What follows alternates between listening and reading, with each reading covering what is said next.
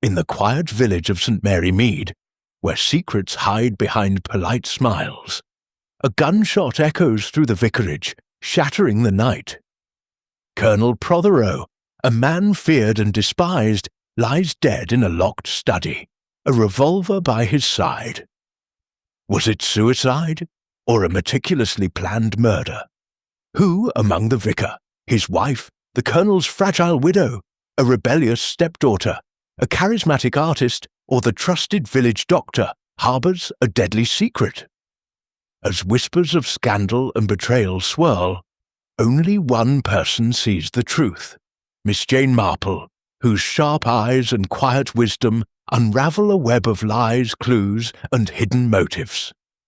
In just 30 seconds, step into a mystery where every detail, a stopped clock, a scrap of fabric, a fleeting shadow, holds the key to a shocking revelation.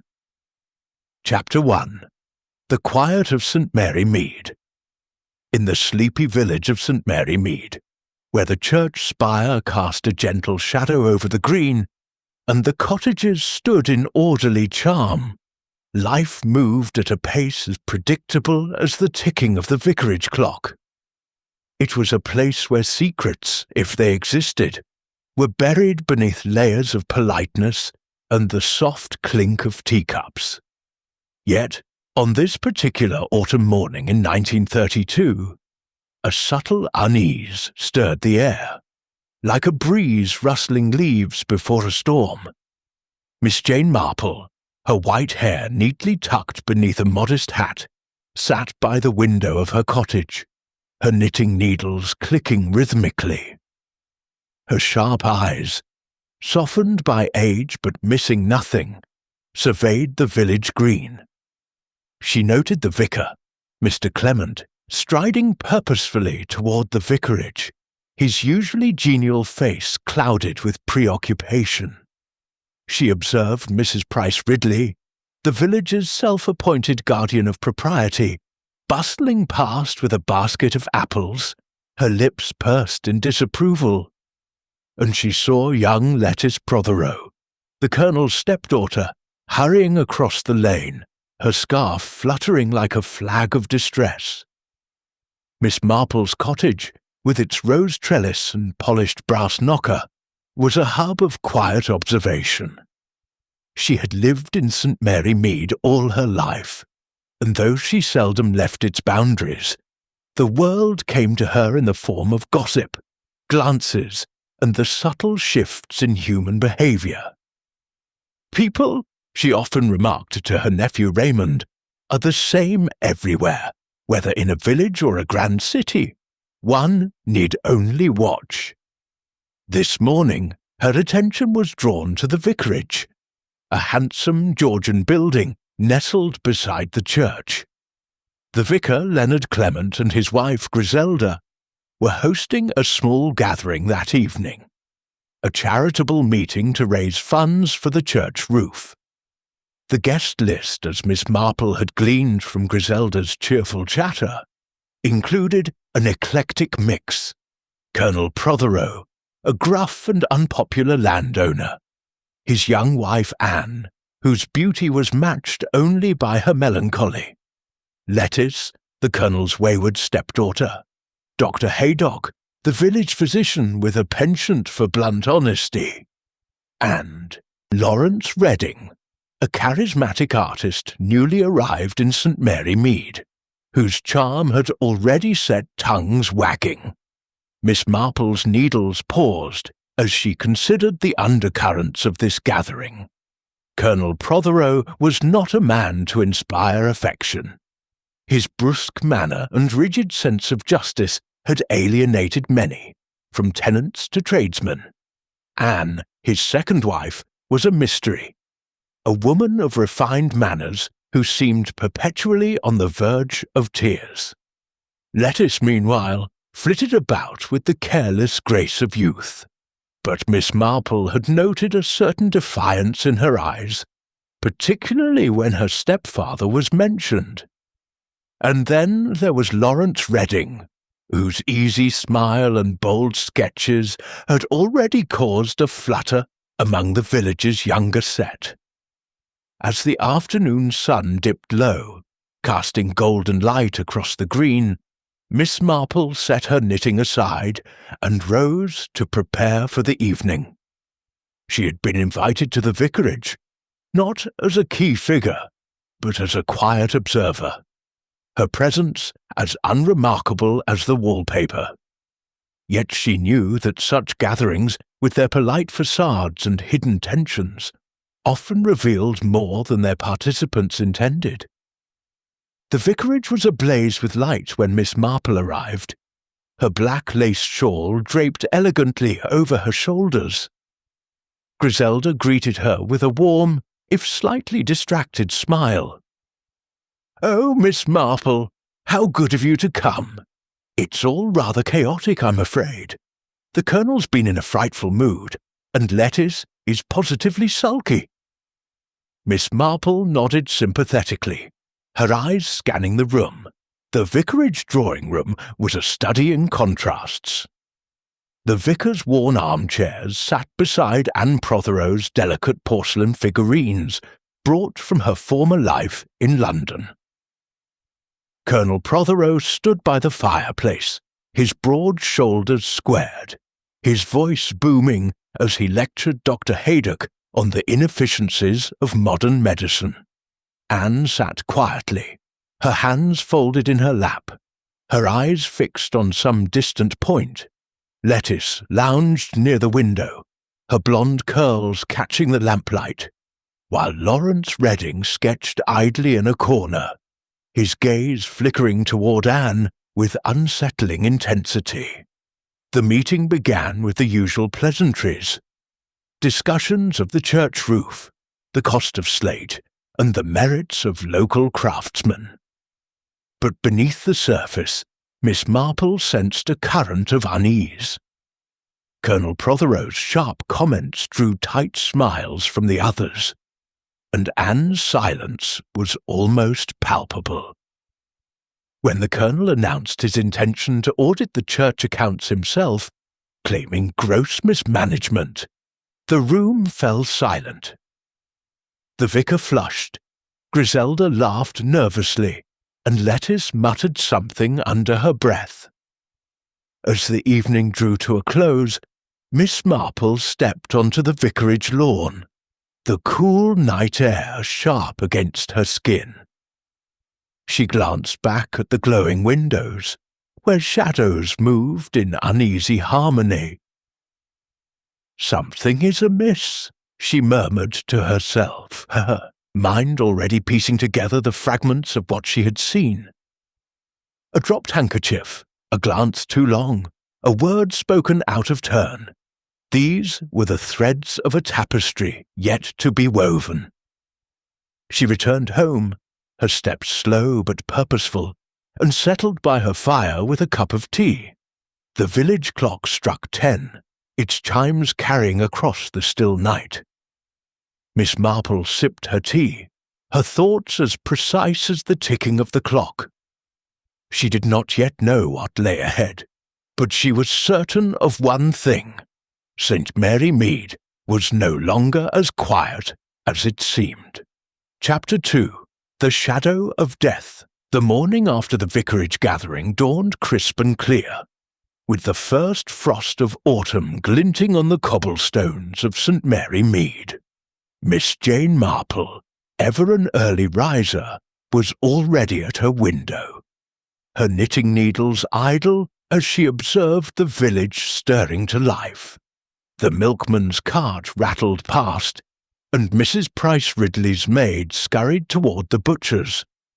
But there was a stillness in the air that set Miss Marple's nerves on edge. It was as if the village held its breath, waiting for something to shatter its fragile calm. Her premonition was confirmed at precisely 9 o'clock, when Griselda Clement burst through the cottage gate, her face pale and her eyes wide with shock. "Oh, Miss Marple!" she cried, clutching her shawl. "It's too dreadful! Colonel Prothero, he's dead, shot, right in the vicarage study." Miss Marple's hands stilled, her calm demeanour unshaken. "Shot, you say? Dear me, how very shocking! Tell me everything, Griselda, from the beginning." Griselda, trembling, sank into a chair and recounted the morning's events.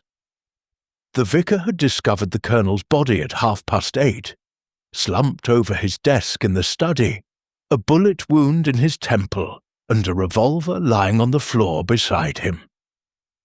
The room was locked from the inside, the key still in the door, and the window was latched. The vicar had immediately summoned Dr. Haydock, who confirmed that death had occurred sometime between 10 and midnight the previous evening. The police, led by the methodical Inspector Slack, were already at the vicarage, questioning everyone who had attended the gathering. Miss Marple listened intently, her mind cataloguing every detail. "And who was in the vicarage after the meeting ended?" she asked, her voice gentle but probing. Griselda hesitated. "Well, Leonard stayed to tidy up, and I went to bed around 10. Anne and Lettice left with the colonel, but I heard Lettice say she was going for a walk. Lawrence Redding lingered to discuss a portrait he's painting of Anne, but he left soon after.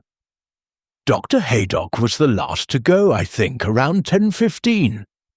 Miss Marple nodded, her eyes narrowing slightly. "And the colonel? Did he leave with his wife and stepdaughter?" "He said he had business to discuss with Leonard," Griselda replied. "Something about the church accounts. He stayed behind in the study." Miss Marple set her knitting aside and rose. "I think, my dear, I shall pay a visit to the vicarage. A tragedy like this requires a clear head, and I may be of some small assistance." By the time Miss Marple arrived at the vicarage, the scene was one of controlled chaos.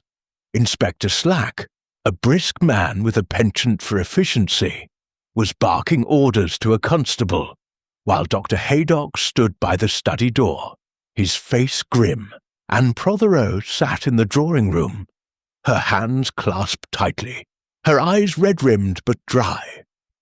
Lettice was nowhere to be seen, and Lawrence Redding paced the lawn, his sketchbook abandoned on a garden bench. Miss Marple slipped into the study, where the vicar hovered anxiously. The room was as she remembered it, a heavy oak desk, shelves lined with theological tomes, and a single armchair by the fire. Colonel Prothero's body had been removed, but a dark stain marked the blotter on the desk, and the revolver lay untouched, its barrel glinting in the morning light. A clock on the mantelpiece showed 10 o'clock, its hands frozen, as if time itself had paused in deference to the crime. Inspector Slack turned to Miss Marple, his expression one of barely concealed impatience. "Miss Marple, isn't it? I'm afraid this is a police matter. We don't need civilians interfering." Miss Marple smiled serenely. "Of course, Inspector.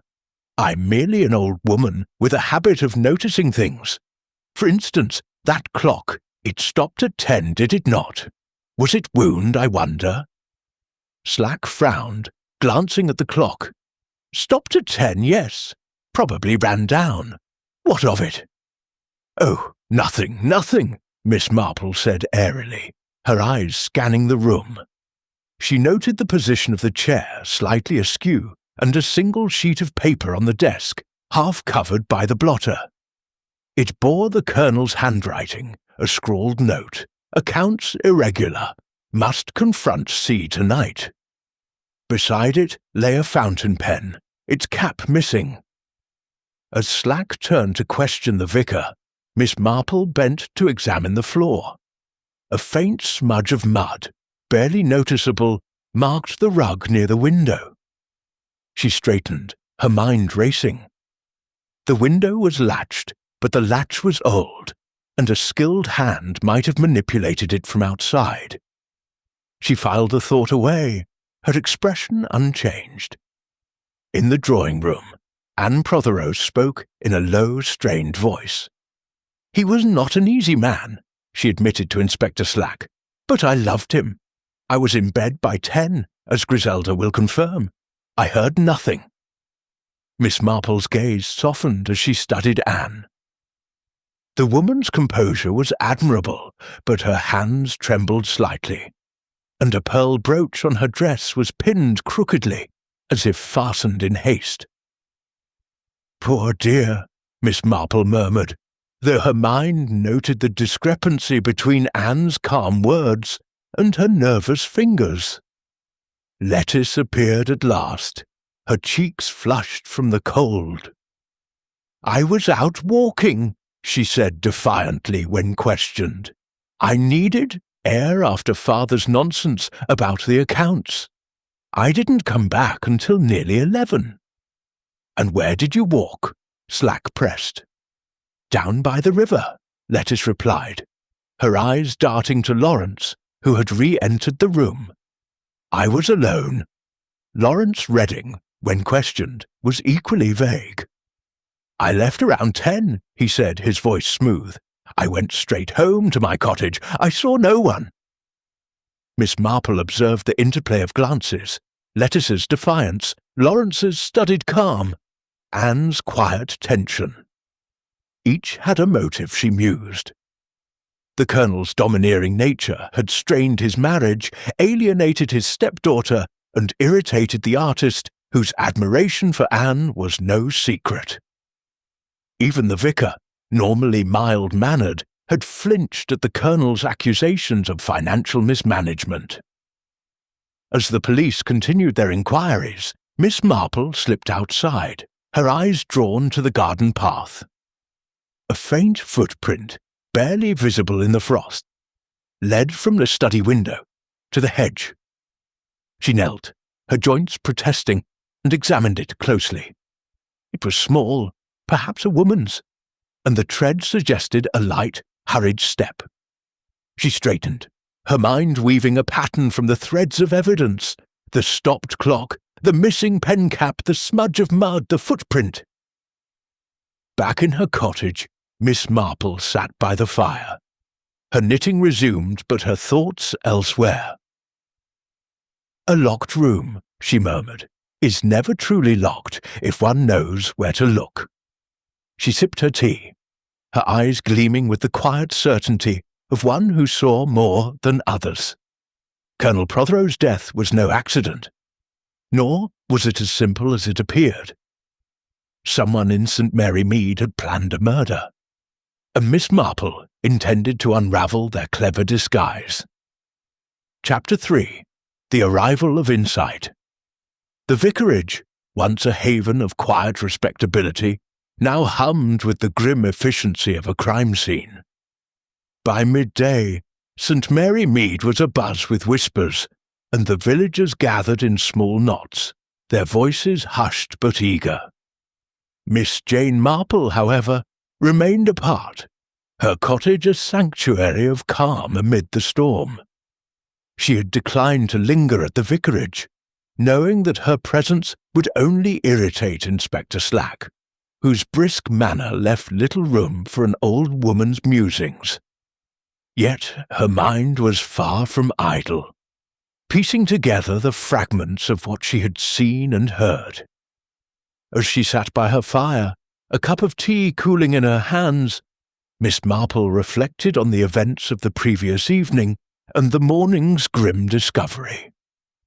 Colonel Prothero's death, locked in the vicarage study with a bullet in his temple, presented a puzzle that intrigued her. The stopped clock, the smudge of mud, the footprint in the frost, and the scrawled note about irregular accounts. All were threads in a tapestry she was determined to unravel. But it was the people she knew who held the key.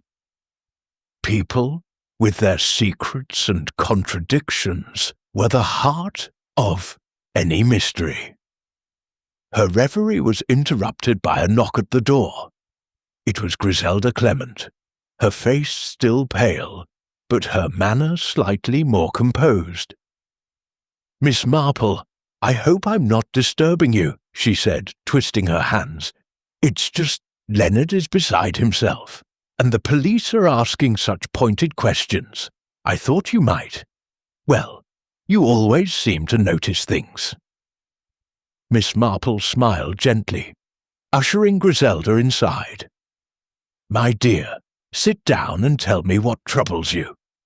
The police are doing their work, but sometimes they miss the subtler details. What have they been asking?" Griselda recounted the morning's interrogations. Inspector Slack had focused on the vicar, pressing him about his whereabouts as after the meeting. Leonard had admitted to staying in the study with Colonel Prothero until 10, discussing the church accounts.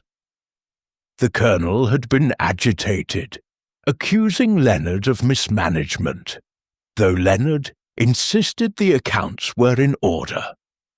After the colonel dismissed him, Leonard had gone to the kitchen to help Griselda tidy up, then retired to bed. The police had also questioned Anne Prothero, who maintained she was asleep by 10, and Lettuce, whose story of a late-night walk by the river remained unshaken. Lawrence Redding, meanwhile, claimed to have walked home alone, and Dr. Haydock confirmed he left the vicarage by 10:15. Miss Marple listened, her eyes bright with interest. "And the revolver?" she asked. "Did the inspector say anything about it?" Griselda nodded. "It's the colonel's own, kept in a drawer in the study. Everyone knew it was there. Leonard, Anne, even Lettuce. The inspector thinks it was suicide, but you do not believe that," Miss Marple finished, her tone soft but certain. "Nor do I. A man like Colonel Prothero does not strike me as one to take his own life, especially not with such a dramatic flourish. No, this was murder, carefully planned." Griselda's eyes widened. But the room was locked. The key was inside and the window was latched. How could anyone have done it? Miss Marple's needles resumed their rhythmic clicking. "A locked room, my dear, is only a challenge to the imagination. Tell me, did you notice anything unusual last night? A sound, perhaps, or something out of place?" Griselda frowned, thinking. "There was a noise. Around 10:30, I think. A sort of thud, like a book falling.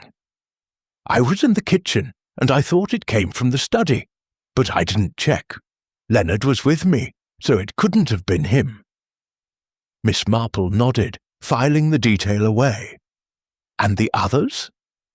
Did anyone return to the vicarage after leaving?" "Not that I saw," Griselda said, "but Lettuce was out late, and Lawrence, well, he's been so odd lately, always sketching Anne. It's caused talk, you know." Miss Marple's lips twitched in a faint smile. "Yes, village talk is a most useful resource. Now, I think I shall take a stroll to the vicarage. Fresh air often clarifies the mind." The vicarage lawn was quieter now, the police having cordoned off the study. Miss Marple, however, had no intention of intruding there. Instead, she wandered toward the garden path, her eyes scanning the ground. The footprint she had noticed earlier was gone, erased by the morning's traffic, but the hedge near the study window caught her attention. A single twig was snapped, and a scrap of fabric, blue like Lettuce's scarf, clung to a thorn. Miss Marple plucked it carefully, tucking it into her handbag.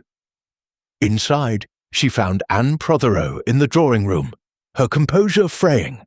"Miss Marple," Anne said, her voice low, "this is all so dreadful. The inspector keeps asking about my husband's enemies, but who could hate him enough to do this?" Miss Marple studied Anne's pale face, noting the faint tremor in her voice.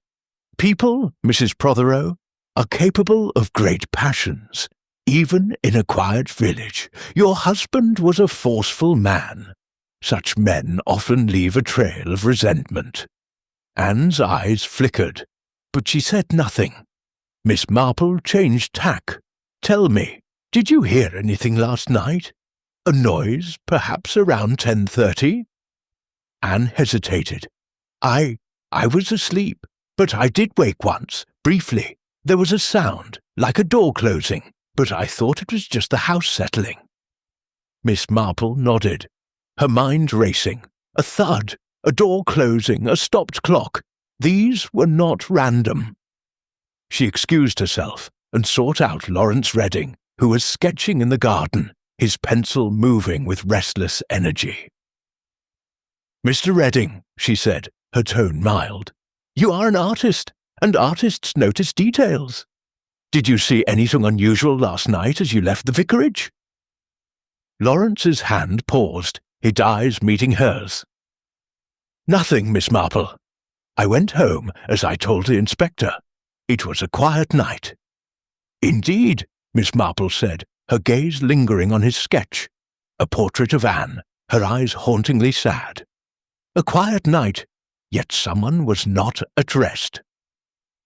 As she returned to her cottage, Miss Marple's thoughts turned to the revolver. It was the Colonel's, yes, but its presence on the floor suggested a staged scene. A murderer might have used it to suggest suicide, but the locked room complicated matters. She recalled the latch on the study window, old, loose, easily manipulated with a thin tool. And the footprint, the scrap of fabric, someone had been outside, perhaps watching, perhaps acting. Sitting by her fire, Miss Marple closed her eyes, letting the pieces settle in her mind.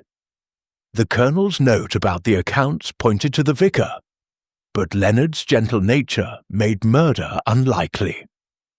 Anne's grief seemed genuine, yet her nervous hands betrayed something unspoken.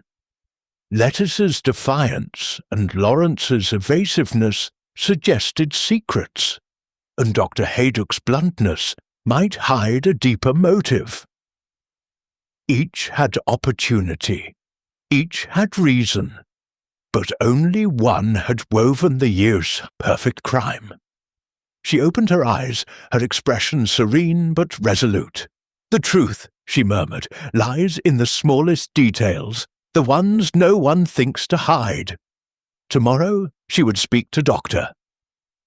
Haydock and examine the study again. For now she sipped her tea, her mind as sharp as the frost outside, cutting through the fog of deception. Chapter 4. The questions begin. The morning sun filtered through the lace curtains of Miss Jane Marple's cottage, casting delicate patterns on the polished floor. She sat at her small writing desk, a notebook open before her, its pages filled with neat, precise notes. Each detail from the vicarage, the stopped clock, the smudge of mud, the scrap of blue fabric, the Colonel's scrawled note, was carefully recorded, alongside observations of the suspect's behavior. Miss Marple knew that a crime, like a piece of knitting, required patience to untangle its knots, and she was nothing if not patient. Today she resolved to visit the vicarage again, not to intrude on Inspector Slack's investigation, but to observe the players in this grim drama. People, she had often remarked, revealed themselves most when they thought no one was watching. With her black lace shawl draped over her shoulders and her handbag clasped firmly, she set out, her steps measured but purposeful. The vicarage was quieter now, the initial frenzy of the police investigation giving way to a sombre routine. Inspector Slack was in the study, examining papers with a constable, while Griselda hovered in the hall, her usual vivacity subdued. Miss Marple found Dr. Haydock in the drawing-room, sipping tea and looking weary. His blunt manner and keen eyes made him an intriguing figure, and Miss Marple suspected he had noticed more than he let on. "Good morning, Doctor," she said, settling into a chair opposite him. "A dreadful business, this. I suppose you've seen many tragedies in your work, but a murder in St. Mary Mead is quite extraordinary." Dr. Haydock nodded, his expression grim. "Extraordinary and unnecessary. Prothero was a difficult man, but to end like this, shot in a locked room, it's madness." Miss Marple's eyes twinkled faintly. "Madness, perhaps, or calculation. You were at the vicarage last night, I believe. Did you notice anything unusual before you left?" Haydock frowned, stirring his tea. "I left around 10:15, as I told the inspector. The colonel was still in the study, arguing with Clement about the accounts. I didn't linger. Prothero's temper was enough to drive anyone away." "And the others?" Miss Marple pressed gently. "Mrs. Prothero, Miss Lettice, Mr. Redding, did you see them leave?" Haydock hesitated, his fingers tightening on his cup. Anne left with Lettice, though Lettice seemed eager to get away. Redding was still there when I went, talking to Griselda about his painting. I didn't see him leave, but I assume he did soon after." Miss Marple nodded, her mind noting the slight pause in his answer. "And the revolver?" "I understand it was the colonel's. Did you ever see it before?" "Once or twice," Haydock admitted. "He kept it in the study drawer. Said it was for protection. Anyone in the vicarage could have known it was there." Miss Marple thanked him and moved on, her steps taking her to the garden, where she found Lawrence Redding sketching beneath a willow tree. His pencil moved with restless energy, but his eyes were distant, fixed on the vicarage windows. She approached quietly, her presence almost unnoticed until she spoke. "Mr. Redding, your sketches are quite remarkable," she said, peering at his drawing. "A half-finished portrait of Anne Prothero, her face etched with sorrow. You capture emotion so vividly. Tell me, did you notice anything last night that struck you as odd?" Lawrence started, his pencil pausing. "Odd? No, Miss Marple. It was just a dull evening, Prothero blustering as usual. I left around 10, went straight home." "Alone?" Miss Marple asked, her tone mild. His eyes flickered, but he nodded. "Alone. The village was quiet. I heard nothing unusual." Miss Marple smiled, her gaze lingering on his hands, which were smudged with charcoal, but bore a faint scratch, barely visible, across one knuckle. "You must take care with your hands, Mr. Redding. An artist's tools are precious." He flushed slightly, covering the scratch with his other hand. "Just a scrape from my easel," he said quickly. "Nothing to worry about." Miss Marple excused herself and made her way to the study, where Inspector Slack grudgingly allowed her a brief look. The room was much as she remembered, though the police had moved some items. The clock still showed 10, its mechanism unwound, and the blotter bore the colonel's note. "Accounts irregular. Must confront C tonight." She bent to examine the window latch again, noting its slight looseness. A thin blade, she thought, could lift it from outside, allowing entry and exit without breaking the lock. As she straightened, her eyes caught a glint beneath the desk, a small silver pen cap engraved with the initials AP. It matched the fountain pen on the desk, the one used to write the note. She tucked the cap into her handbag, her expression serene but her mind racing. Anne Prothero had claimed to be asleep by 10, yet her pen cap was here, in the room where her husband died. Miss Marple next sought out Lettice Prothero, who was in the vicarage garden, picking at the petals of a late-blooming rose. Her blonde curls were untidy, and her eyes were red, though whether from tears or sleeplessness, Miss Marple could not tell. "Miss Lettice," she said gently, "this must be a terrible shock for you. Your stepfather was a strong presence. Did you see him after the meeting last night?" Lettice's fingers stilled, and she tossed the rose aside. "No, I didn't. I told the inspector. I went for a walk by the river. I needed to get away from him. He was always so oppressive." "And you returned at 11?" Miss Marple asked, her tone conversational. "About then," Lettice said, her eyes avoiding Miss Marple's. "I didn't go near the study. I went straight to bed."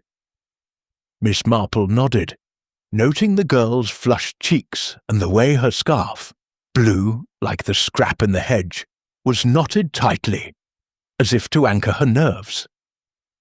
"You must take care, my dear," she said. "The river path can be treacherous at night." As she returned to her cottage, Miss Marple's thoughts were a whirl of connections. The pen cap suggested Anne had been in the study, despite her alibi. Lawrence's scratch and Lettice's evasiveness hinted at secrets, perhaps shared ones.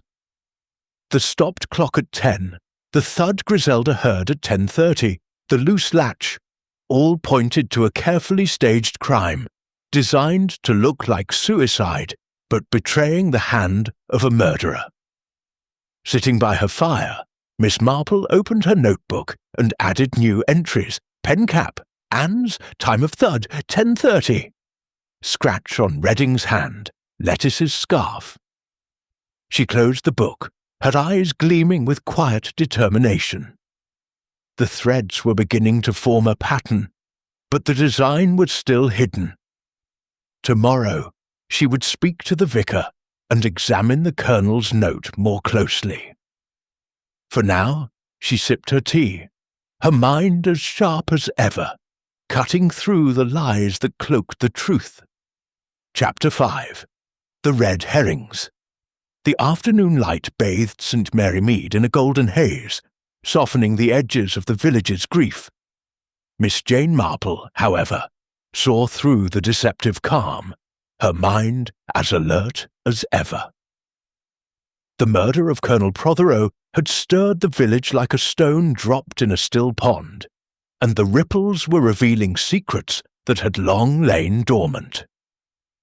She sat in her cottage, her notebook open, reviewing the clues. The stopped clock, the pen cap with Anne's initials, the scrap of blue fabric, the faint footprint, and the colonel's note about irregular accounts. Each was a piece of the puzzle, but the picture remained elusive. Miss Marple knew that Inspector Slack, with his brisk efficiency, was likely to seize upon the most obvious explanation. Sure enough, as she stepped out to visit the vicarage, she overheard Mrs. Price Ridley gossiping with the postmistress. "They're saying it's the vicar," Mrs. Price Ridley whispered, her voice thick with scandal. "That note about the accounts. Why, it points straight to Mr. Clement, and everyone knows the colonel was threatening to expose him." Miss Marple's lips pursed slightly. The vicar as the murderer was a convenient theory, but it lacked subtlety. Leonard Clement was a mild-mannered man, more likely to misplace a sermon than to commit a crime of passion. Still, she knew the police would pursue this lead, and it suited her to let them chase their red herring while she followed a quieter path. At the vicarage, Inspector Slack was indeed focused on the vicar. Miss Marple found him in the drawing-room, his face pale as he answered questions. "I swear, Inspector," Leonard was saying, "the accounts are in order. The colonel was mistaken, obsessed even. I left him in the study at 10, alive and well." Slack's eyes narrowed. "And yet he was found dead, with your name implicated in his note. You had access to the revolver, and you were the last to see him. Convenient, isn't it?" Griselda, hovering nearby, looked ready to protest, but Miss Marple caught her eye and shook her head slightly. She approached the inspector with her usual air of deference. "Inspector, might I have a word with Mr. Clement? I have a small matter about the church roof fund to discuss." Slack grunted, clearly impatient, but waved her on. Miss Marple led the vicar to a quiet corner of the room. "Mr. Clement," she said softly, "tell me exactly what happened when you left the colonel in the study.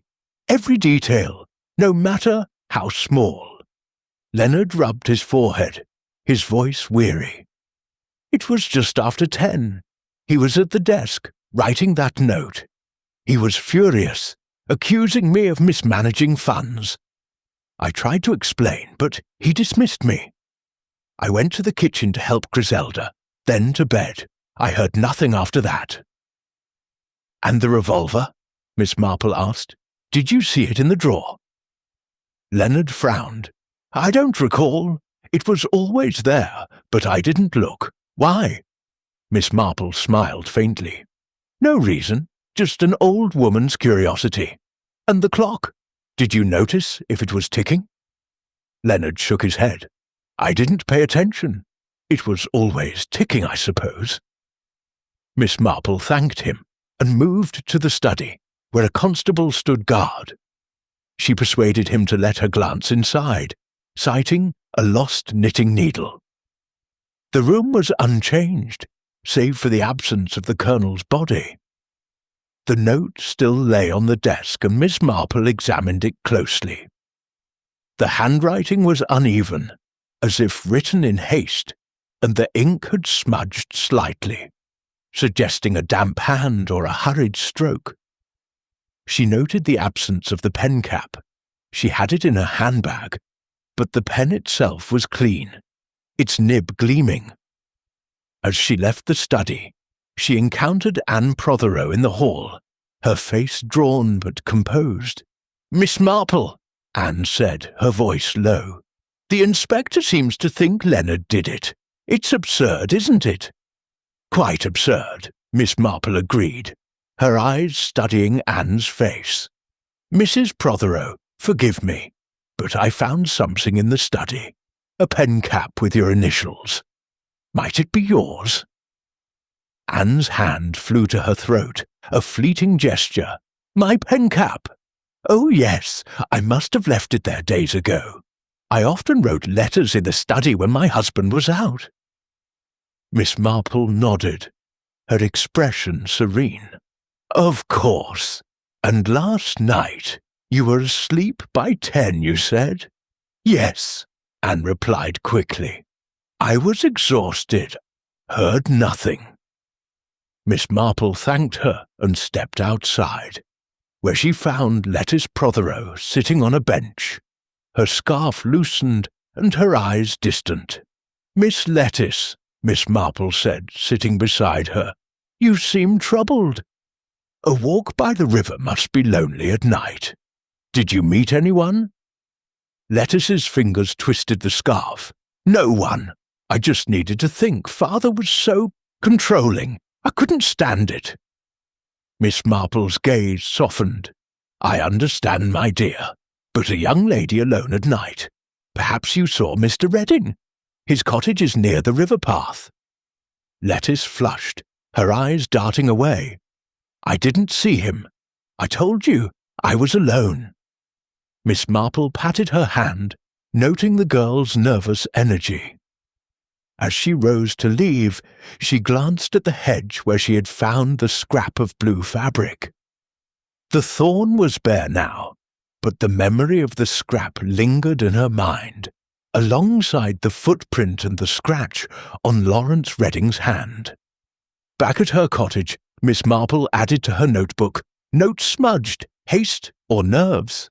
Anne's pen cap, recent or old. Lettice's scarf matches fabric. Redding's scratch, easel or hedge. She closed the book, her thoughts circling the vicar's alibi. Leonard was the obvious suspect, but his very obviousness made her suspicious. A clever murderer would cast suspicion elsewhere, and the locked room suggested a mind that planned meticulously. As evening fell, Miss Marple received a visit from Dr. Haydock, who looked unusually grave. "Miss Marple," he said, settling into a chair, "I've been thinking about last night. There's something I didn't mention to the inspector. Around 10:30, as I walked home, I saw a light flicker in the vicarage study. I thought it was the colonel, but now I'm not so sure." Miss Marple's eyes gleamed. "A light, you say? How very interesting! And did you see anyone else?" Haydock hesitated. "I thought I saw a shadow move near the hedge, but it was dark. It could have been nothing." Miss Marple thanked him, her mind weaving the new thread into the pattern. A light at 10:30, after the thud Griselda heard, suggested someone had been in the study after the colonel's death. The shadow by the hedge aligned with the footprint and the scrap of fabric. The red herring of the vicar's guilt was distracting the police, but Miss Marple saw a deeper game at play. She sipped her tea, her expression calm, but her mind alight. The murderer had planned a perfect crime, but perfection, she knew, was an illusion. Somewhere, in a glance or a gesture, they had made a mistake, and Miss Marple was determined to find it. Chapter 6. A Clue in Detail. The soft glow of dawn crept over St. Mary Mead, painting the village in hues of pink and gold. Miss Jane Marple was already awake, her knitting untouched as she sat by her window, her notebook open on her lap. The murder of Colonel Prothero was a puzzle of delicate intricacy, and she was beginning to discern the faint outlines of its design. The clues, the stopped clock at 10, the smudged note, the pen cap with Anne's initials, the scrap of blue fabric, the footprint, and now Dr. Haydock's mention of a flickering light and a shadow by the hedge, were like stitches in a tapestry, each one essential to the whole. Miss Marple's thoughts lingered on the clock. Its hands, frozen at 10, suggested either a deliberate act or a mechanical failure, but the vicarage clock was known for its reliability. She recalled Leonard Clement's vague response about its ticking, and a suspicion took root. A stopped clock could serve as a false alibi, fixing the time of death to mislead the police. But why 10 o'clock, when Griselda had heard a thud at 10:30, and Dr. Haydock had seen a light shortly after? The discrepancy was no accident, she was certain. Determined to examine the clock more closely, Miss Marple set out for the vicarage, her black lace shawl draped neatly over her shoulders. The village was subdued, the weight of the murder pressing heavily on its residents. As she approached the vicarage, she saw Inspector Slack's car parked outside, a sign that the investigation was intensifying. The vicar, she knew, remained the prime suspect, but Miss Marple suspected the truth lay elsewhere, hidden in the subtle contradictions of human behavior. Griselda greeted her at the door, her face pale, but her hospitality intact. "Miss Marple, you're a godsend," she said, ushering her inside. "The inspector's been hounding poor Leonard all morning. He's convinced it's about the accounts." Miss Marple patted her arm. "Do not distress yourself, my dear. The truth has a way of surfacing, like cream in a churn. Might I see the study again? I believe I left a handkerchief there yesterday." Griselda, distracted, nodded and led her to the study, where a constable stood watch. With a few well-chosen words about her age and harmlessness, Miss Marple persuaded him to let her look around. The room was as she remembered. The oak desk, the blood-stained blotter, the shelves of books. The clock on the mantelpiece still showed 10, its hands unmoved. She approached it carefully, her eyes scanning its face. "Dear me," she murmured, as if to herself. "Such a fine clock, yet it stopped. Was it wound, I wonder?" The constable, a young man with a bored expression, shrugged. "The inspector checked it. Said it ran down. Happens sometimes." Miss Marple smiled faintly. "Indeed, but a clock like this, so well kept, does not simply run down." She reached up, her fingers brushing the clock's casing. With a gentle touch, she opened the back, revealing the mechanism. The winding key was in place, but the spring was fully wound, not slack as it would be if the clock had stopped naturally. Someone had tampered with it, halting the hands deliberately. She closed the casing, her expression unchanged, and turned her attention to the desk. The colonel's note, "Accounts irregular, must confront C tonight," lay where she had last seen it. But she noticed something new. A faint indentation in the blotter, as if another sheet had been pressed beneath it. She ran her fingers lightly over the surface, detecting the ghost of words. With a pencil from her handbag, she shaded the blotter gently, revealing a faint outline. "Meet me at 10:30, urgent." Miss Marple's eyes gleamed. The note suggested a secret rendezvous, one the colonel had not expected to end in his death. She tucked the pencil away, her mind racing. The stopped clock at 10, the thud at 10:30, the light seen by Dr. Haydock. These were not random events, but part of a carefully orchestrated plan. Leaving the study, she sought out Anne Prothero, who was in the drawing-room, her hands folded tightly in her lap. "Mrs. Prothero," Miss Marple said gently, "forgive an old woman's curiosity, but did your husband mention a meeting last night? Perhaps at 10:30? Anne's eyes widened briefly, but she shook her head. "No, he said nothing about a meeting. He was to discuss the accounts with Leonard, that's all." Miss Marple nodded, noting the slight tremor in Anne's voice. "And your pen cap," she continued, producing the silver object from her handbag. "I found it in the study.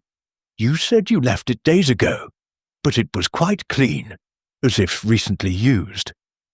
Anne's fingers tightened. I must have dropped it earlier. I don't recall." Miss Marple smiled, her gaze soft but piercing. "Of course, my dear. Memory can be so unreliable in times of grief." Next, she found Lawrence Redding in the garden, his sketchbook open but his pencil idle. "Mr. Redding," she said, "you mentioned a scrape from your easel, but I wonder if it might have been from the hedge by the study window. Thorns can be so treacherous." Lawrence's hand froze, his eyes meeting hers. "The hedge? No, Miss Marple, it was my easel. I'm clumsy sometimes." Miss Marple nodded, her eyes lingering on the scratch, which was red and fresh, as if from the previous night. She excused herself and approached Lettice, who was lingering near the vicarage gate, her blue scarf knotted loosely. "Miss Lettice," Miss Marple said, "your scarf is quite distinctive. I found a scrap of similar fabric caught in the hedge." "You were walking by the river, you said, but perhaps you passed the vicarage on your way." Lettice's cheeks flushed. "I didn't go near the hedge. I told you I was by the river." Miss Marple patted her arm. "Of course, my dear, but the river path does pass close to the vicarage, does it not?" As she returned to her cottage, Miss Marple's thoughts were a whirl of connections. The stopped clock deliberately halted to fix the time of death. The hidden note, suggesting a secret meeting, the pen cap, the scrap of fabric, the scratch, all pointed to a truth hidden beneath layers of deception. The vicar remained the police's focus, but Miss Marple saw a more intricate game, one played by someone with a keen mind and a desperate motive. Sitting by her fire, she opened her notebook and added clock stopped deliberately, alibi manipulation, hidden note, 10:30 meeting, Anne's pen cap, recent, lettuce's scarf, hedge, Redding's scratch, thorn. She closed the book, her eyes gleaming with quiet certainty. The murderer had left a trail, however faint, and Miss Marple was closing in on the truth, one delicate clue at a time. Chapter 7. More lies surface. The village of St. Mary Mead, bathed in the soft light of a late autumn afternoon, seemed to hold its breath as the shadow of Colonel Prothero's murder lengthened. Miss Jane Marple sat in her cottage, her knitting needles clicking softly, but her mind was far from the scarf taking shape in her hands. The clues she had gathered, the stopped clock, the smudged note, the hidden message about a 10:30 meeting, Anne's pen cap, the scrap of blue fabric, the footprint, and Lawrence Redding's scratched hand, were like pieces of a mosaic, each revealing a fragment of the truth. Yet the pattern was not complete, and Miss Marple knew that beneath the village's polite facade, secrets were stirring. Her thoughts were interrupted by a visit from Mrs. Price Ridley, whose indignation filled the small parlour like a storm cloud. "Miss Marple," she declared, settling heavily into a chair, "it's a disgrace. The police are hounding poor Mr. Clement, but I've heard things that point elsewhere." Miss Marple's eyes twinkled with interest. "Indeed, Mrs. Price Ridley. Village gossip can be most illuminating. What have you heard?" Mrs. Price Ridley leaned forward, her voice dropping to a conspiratorial whisper. "It's that artist, Lawrence Redding. My maid saw him near the vicarage late last night, after 10. And everyone knows he's been making eyes at Anne Prothero. Why, I wouldn't be surprised if they were carrying on behind the Colonel's back." Miss Marple nodded thoughtfully, her expression serene. "A serious accusation, my dear, but maids can be mistaken, and appearances are often deceptive. Did your maid see anything else?" "She said she heard voices, angry ones coming from the vicarage garden," Mrs. Price Ridley replied. "She couldn't make out the words, but it was near the study window, around 10:30. Miss Marple filed this away, her mind aligning the maid's account with Dr. Haydock's mention of a flickering light and a shadow by the hedge. She thanked Mrs. Price Ridley, and, after the woman's departure, decided to visit the vicarage again. The web of lies was tightening, and she sensed that someone was about to falter. At the vicarage, the atmosphere was tense. Inspector Slack had intensified his focus on Leonard Clement, whose strained expression betrayed his exhaustion. Griselda, ever loyal, hovered protectively, while Anne Prothero sat in the drawing-room, her hands clasped tightly. Miss Marple found Lettuce in the garden, pacing near the hedge where the scrap of blue fabric had been found. "Miss Lettuce," Miss Marple said gently, approaching with her usual air of harmlessness, "you seem restless. This tragedy must weigh heavily on you. Tell me, did you quarrel with your stepfather often?" Lettuce's eyes flashed with defiance. "All the time," she admitted, her voice sharp. "He treated me like a child, always controlling everything, my friends, my plans. He even threatened to cut me off if I didn't behave." Miss Marple nodded sympathetically. "That must have been difficult. And last night, when you went for your walk, did you see anyone near the vicarage? Mr. Redding, perhaps?" Lettuce's cheeks flushed, and she looked away. "I told you, I was by the river. I didn't see anyone." Miss Marple's gaze lingered on the girl's scarf, its blue hue vivid in the afternoon light. "Of course, my dear, but young people sometimes forget the details. A scarf like yours might easily catch on a hedge, especially in the dark." Lettice's hand flew to her scarf, her fingers tightening. "I wasn't near the hedge. You're just like the inspector, poking into everything." Miss Marple smiled, unperturbed. "An old woman's curiosity, nothing more. But the truth, Miss Lettice, has a way of catching, like a thread on a thorn." Leaving Lettice to her agitation, Miss Marple sought out Lawrence Redding, who was in the vicarage drawing-room, his sketchbook closed for once. His usual charm was tempered by a wariness that Miss Marple noted with interest. "Mr. Redding," she said, "Mrs. Price Ridley's maid claims she saw you near the vicarage last night, after 10. Yet you said you went straight home. Memory can be so unreliable, can it not?" Lawrence's jaw tightened, but his voice remained smooth. "The maid's mistaken, Miss Marple.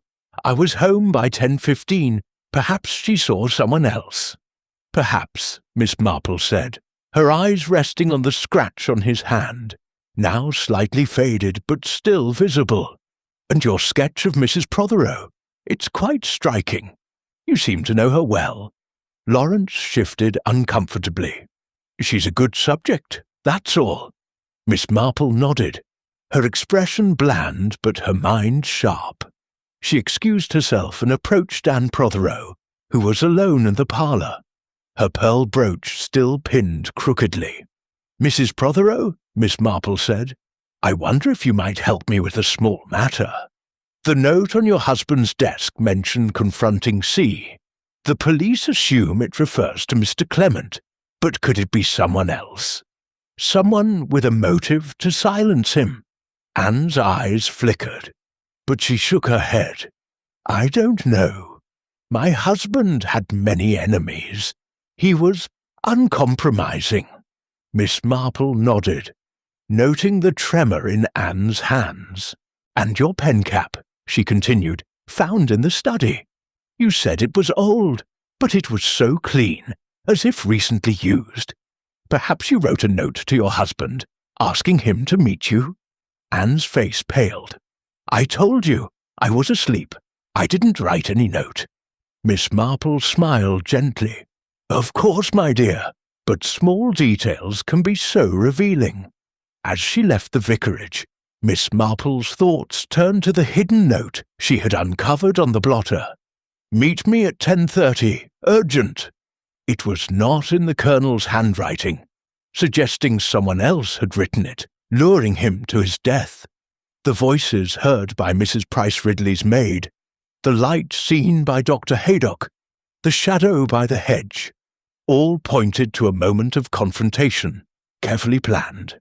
Back at her cottage, Miss Marple opened her notebook and added, "Maid's account, voices at 10:30, Lettice's defiance, guilt or fear, Redding's denial, too quick, Anne's tremor, hiding something, hidden note, not Colonel's hand." She closed the book, her mind weaving the threads together. The vicar remained the police's focus, but Miss Marple saw a deeper truth. Someone had used the Colonel's obsession with the accounts to cast suspicion on Leonard, while the real motive lay elsewhere, perhaps in love, jealousy, or a long-buried grudge. As she sipped her tea, Miss Marple's eyes gleamed with quiet determination. The lies were surfacing, like bubbles in a stream, and with them, the murderer's identity was coming into focus. Tomorrow, she would test her suspicions, perhaps with a gentle question or a carefully placed observation. For now, she sat by her fire, her mind as sharp as the autumn air, cutting through the web of deception. Chapter 8. The Emotional Turning Point. The village of St. Mary Mead lay under a grey sky, the autumn chill deepening as the mystery of Colonel Prothero's murder tightened its grip. Miss Jane Marple sat in her cottage, her knitting needles still, her notebook open to a page dense with observations.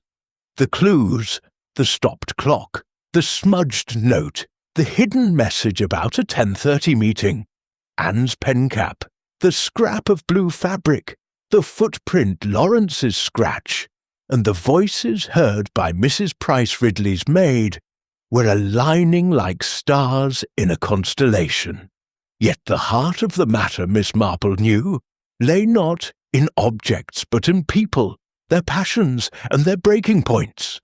The morning brought a visitor, Griselda Clement, her eyes red-rimmed and her usual brightness dimmed. "Miss Marple," she said, her voice trembling as she sank into a chair, "I can't bear it any longer.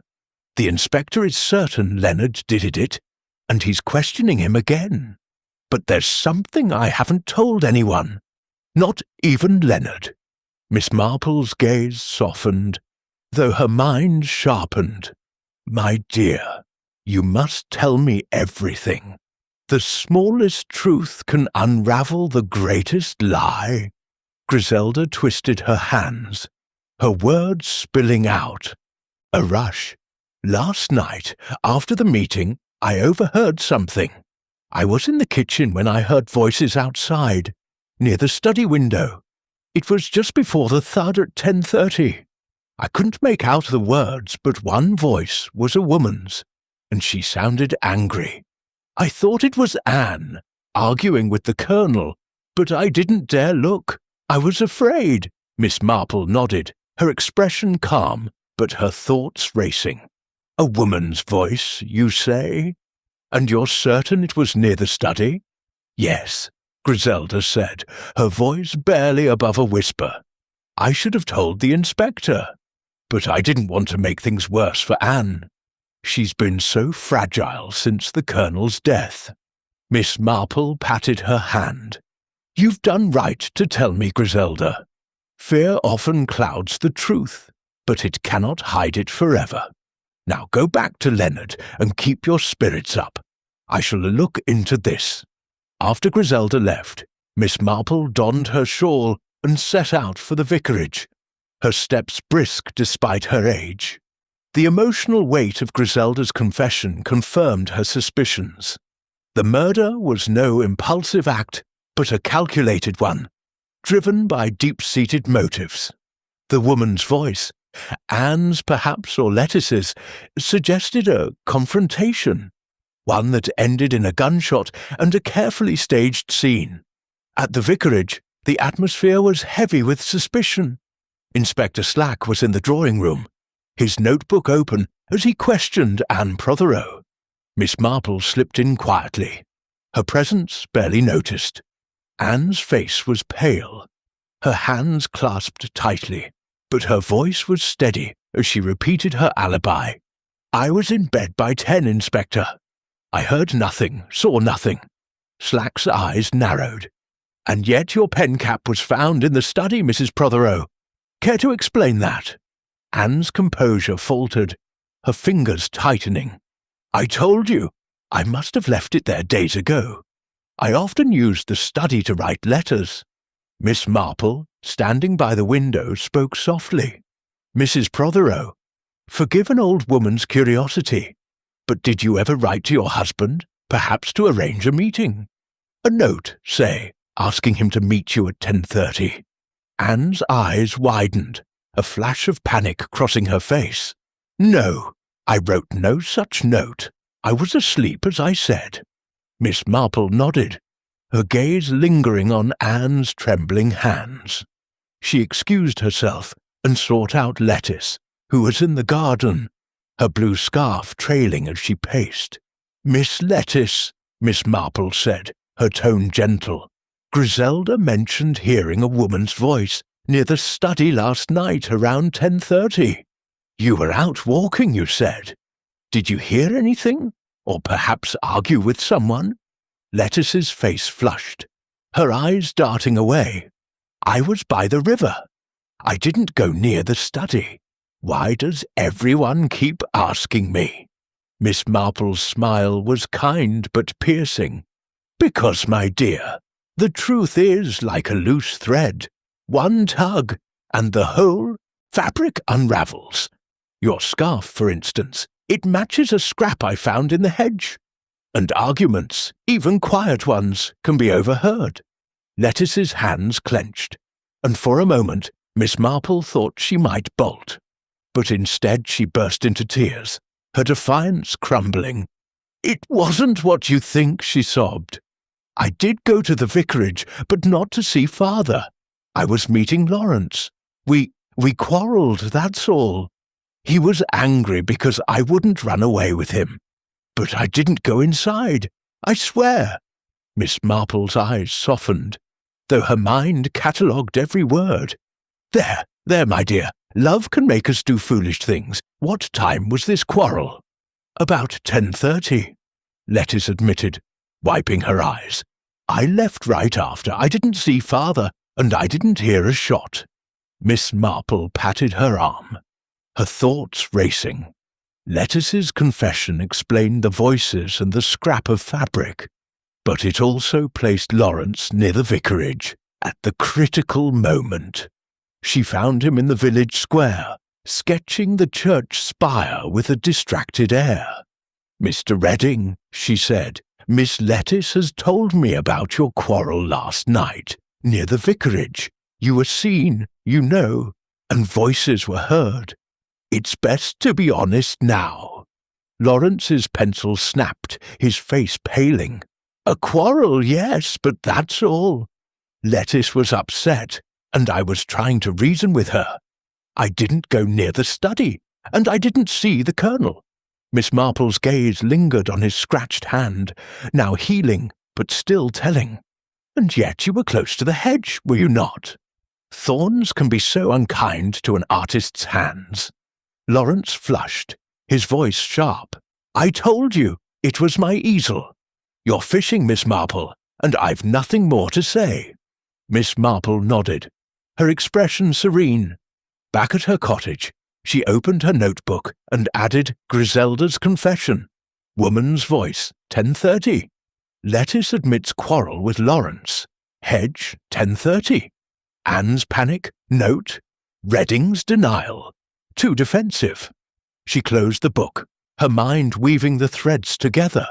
The emotional turning point had come, with Lettice's tears and Lawrence's agitation revealing cracks in their stories. Anne's reaction to the note suggested she knew more than she admitted, and the voices by the hedge pointed to a moment of crisis. As she sipped her tea, Miss Marple's eyes gleamed with quiet certainty. The murderer had planned carefully, but emotions were harder to control than clocks or notes. Someone had faltered, and that faltering would lead her to the truth. Tomorrow, she would test her theory, perhaps by bringing the suspects together. For now, she sat by her fire, her mind as sharp as the needle in her hand, piercing the veil of lies. Chapter 9. The Trap.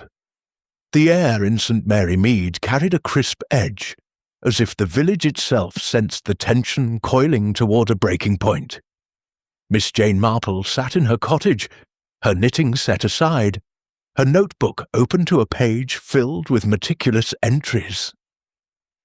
The clues, the stopped clock at 10, the smudged note, the hidden message about a 10:30 meeting, Anne's pen cap, the scrap of blue fabric, the footprint, Lawrence's scratched hand, the voices heard by the hedge, and Lettice's tearful confession were now a tapestry nearly complete.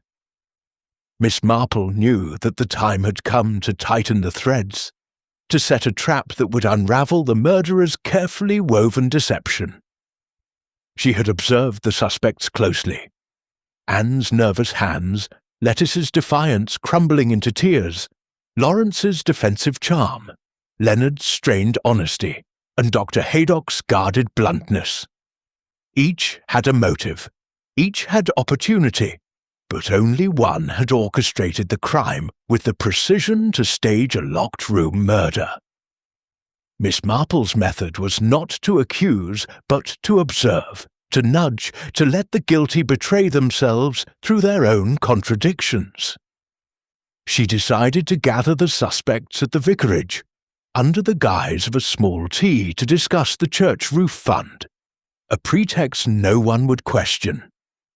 She sent notes to Griselda, Leonard, Anne, Lettice, Lawrence, and Dr. Haydock, inviting them for 4 o'clock. Inspector Slack, she knew, would be sceptical of her interference, so she invited him as well, framing it as a chance to observe the suspects informally. People, she murmured to herself, reveal most when they think they are safe. At the vicarage, Griselda arranged the drawing-room with her usual flair, though her eyes were anxious. "Miss Marple, are you sure about this?" she asked, setting out teacups. "The inspector's been so hard on Leonard, and I don't want to make things worse." Miss Marple smiled reassuringly. "My dear, trust an old woman's instincts. We are merely having tea, but tea has a way of loosening tongues." By 4, the drawing-room was filled with uneasy faces. Leonard sat stiffly, his hands clasped as if in prayer. Anne's composure was brittle, her pearl brooch still crooked. Lettice fidgeted with her scarf, her eyes darting to Lawrence, who leaned against the fireplace, his sketchbook absent, but his tension palpable. Dr. Haydock sat quietly, his blunt features masking his thoughts. Inspector Slack stood by the door, his expression a mix of impatience and curiosity. Miss Marple began with disarming warmth. "Thank you all for coming. In times of tragedy, a village must come together. But, I confess, I have another purpose. Colonel Prothero's death has left questions, and I believe some answers lie among us." Slack's eyes narrowed. "Miss Marple, this is a police matter. If you've got evidence, hand it over." "Of course, Inspector," she said mildly, "but let us consider the facts." The Colonel was shot in a locked study. The clock stopped at 10. Yet we know from Griselda's account of a thud at 10:30, and Dr. Haydock's sighting of a light, that the crime occurred later. Someone tampered with the clock to mislead us. Leonard shifted uncomfortably. "I told you, Miss Marple, I left him at 10. The clock was ticking then." Miss Marple nodded. "Indeed, Mr. Clement, but I examined the clock. It was fully wound, stopped deliberately. Someone wanted us to believe the Colonel died at 10, when in fact he was alive until at least 10:30, when voices were heard by the hedge." Anne's hands tightened in her lap, and Lettice's scarf slipped to the floor. Lawrence's jaw clenched, but he said nothing.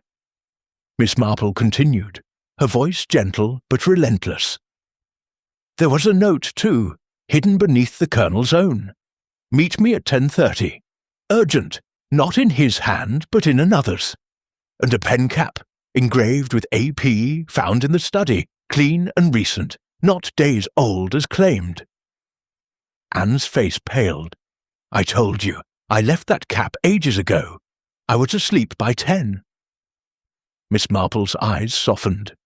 Yet a woman's voice was heard, Mrs. Prothero, arguing near the study at 10:30. And a scrap of blue fabric, like Miss Lettice's scarf, was caught in the hedge near a footprint and a snapped twig. Lettice's eyes widened. "I told you, I was with Lawrence, but we didn't go inside. We quarrelled, that's all." Lawrence stepped forward, his voice sharp. "She's telling the truth, Miss Marple. We were outside, nowhere near the study."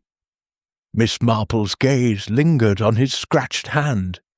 "And yet, Mr. Redding, a thorn from that hedge could easily cause such a mark. You were seen near the vicarage, and voices were heard. Perhaps you saw something or someone. Dr. Haydock cleared his throat. "I saw a light, as I told you, and a shadow. But it was dark. I couldn't say who it was." Miss Marple nodded, her eyes moving to each face. The colonel was lured to his death with a note, shot with his own revolver, and the scene staged to suggest suicide. But the clock, the voices, the fabric, all betray a plan. Someone was in that study at 10:30, someone who knew the revolver was there, someone who could slip through the hedge and manipulate the latch. The room fell silent, the tension thick as fog. Anne's hands trembled, and she rose suddenly, her voice breaking. "I can't stand this. I wrote the note, yes, but not to kill him. I asked him to meet me to talk, about us, about everything, but I didn't go. I couldn't face him." Miss Marple's eyes gleamed. "Thank you, Mrs. Prothero. Your honesty is a step towards the truth. But if you didn't go, someone else did. Someone who used your note to set the stage." Lettice gasped, her hand flying to her mouth. Lawrence's face darkened, and Dr. Haydock's eyes narrowed. Inspector Slack stepped forward, his notebook open. "Miss Marple, are you accusing someone?" "Not yet, Inspector," she said calmly, "but the truth is close. Let us meet again tomorrow, and I shall explain how these threads weave together." As the group dispersed, Miss Marple watched their faces. Anne's relief, Lettice's fear, Lawrence's anger, Leonard's exhaustion, Haydock's reserve. The trap had been set, and someone had faltered. Back at her cottage, she opened her notebook and added Anne admits note. 10:30 meeting. Lettice and Lawrence confirm quarrel. Shadow by hedge, key. She closed the book, her mind alight with certainty. The murderer was nervous now, and nervous people made mistakes. Tomorrow she would pull the final thread.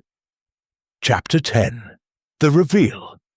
The vicarage drawing-room was suffused with the soft glow of lamplight, casting long shadows across the faces of those gathered within.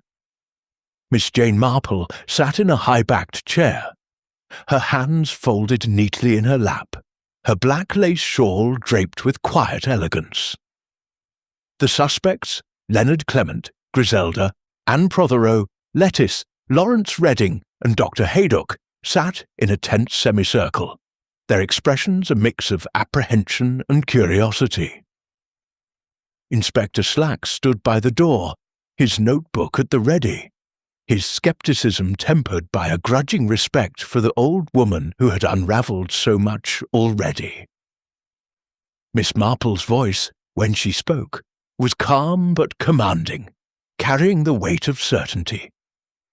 "Thank you all for coming again. The murder of Colonel Prothero has cast a shadow over St. Mary Mead, but tonight we shall bring the truth to light. It is a truth woven from small details, details that, like threads in a tapestry, reveal the whole when carefully examined." She paused, her eyes sweeping the room. "Let us begin with the scene. The colonel, shot in a locked study. The clock stopped at 10, a revolver by his side, and a note about irregular accounts pointing to Mr. Clement. At first, it seemed a suicide, or perhaps a crime of passion by the vicar. But the details told a different story. Leonard shifted uncomfortably, and Griselda clutched his hand. Miss Marple continued, her tone measured. The clock was deliberately stopped, its spring fully wound, to fix the time of death at 10. Yet Griselda heard a thud at 10:30, and Dr. Haydock saw a light in the study shortly after. The colonel was alive until at least 10:30, when someone met him, lured by a note, "Meet me at 10:30, urgent." Anne's face paled, her hands trembling. "I told you, Miss Marple, I wrote that note, but I didn't go to the study. I couldn't face him. Miss Marple nodded. "I believe you, Mrs. Prothero. Your note was used, but not by you. Someone else saw it as an opportunity, a chance to stage a murder and cast suspicion elsewhere." She turned to the desk, where the Colonel's note and the smudged blotter still lay. The Colonel's note, accounts irregular. Must confront C seemed to implicate Mr. Clement. But C could mean another, perhaps someone whose name begins with C, or perhaps a misdirection. The hidden note, revealed by the blotter, was in a different hand, and the pen cap, engraved with AP, was clean, suggesting recent use. Yet Mrs. Prothero's alibi holds. She was in bed, as Griselda confirmed. Inspector Slack frowned. Then who wrote the note, and how did they get into a locked room? Miss Marple's eyes gleamed. The room was not truly locked. The window latch, old and loose, could be lifted with a thin tool from outside. A footprint in the frost, a snapped twig, a scrap of blue fabric in the hedge, all point to someone entering or leaving through the window. And voices were heard at 10:30 near the hedge, by Mrs. Price Ridley's maid and Griselda. A woman's voice, angry, and another perhaps a man's. Lettice's scarf slipped to the floor, her face flushed. "I told you, I was with Lawrence, but we were outside. We didn't go in." Lawrence's jaw tightened. "She's right. We quarrelled by the hedge, but that's all. I didn't see the Colonel." Miss Marple's gaze lingered on Lawrence's hand, the scratch now faint but telling. "A thorn from that hedge, Mr. Redding, could cause such a mark. And your presence near the study, at the very time of the murder, is no coincidence." She turned to the group, her voice steady. "Let us reconstruct the night. The Colonel was in the study, writing his note about the accounts. At 10:30, he received a visitor, lured by the note. An argument ensued, voices were heard. The revolver, known to all, was taken from the drawer. A shot was fired, the clock stopped to mislead, and the murderer slipped out through the window, latching it behind them. But they left traces. The footprint, the fabric, the scratch." Dr. Haydock cleared his throat. "I saw a shadow, Miss Marple, but I couldn't identify it. You're suggesting someone planned this meticulously?" "Indeed," Miss Marple said, "and that someone is among us.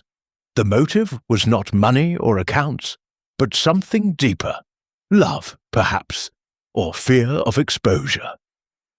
The Colonel was a controlling man, his marriage strained, his stepdaughter rebellious. And there was another element, an affair, suspected by the village, between Mrs. Prothero and Mr. Redding." Anne gasped, and Lawrence's face darkened. "That's nonsense," he snapped. I admired Anne, but there was nothing improper. Miss Marple's eyes softened. "I believe you, Mr. Redding, but someone else believed otherwise. Someone who saw your sketches, your glances, and feared the Colonel's wrath. Someone who used Anne's note to arrange a meeting, knowing it would cast suspicion on her." She turned to Lettice, whose eyes were wide with fear.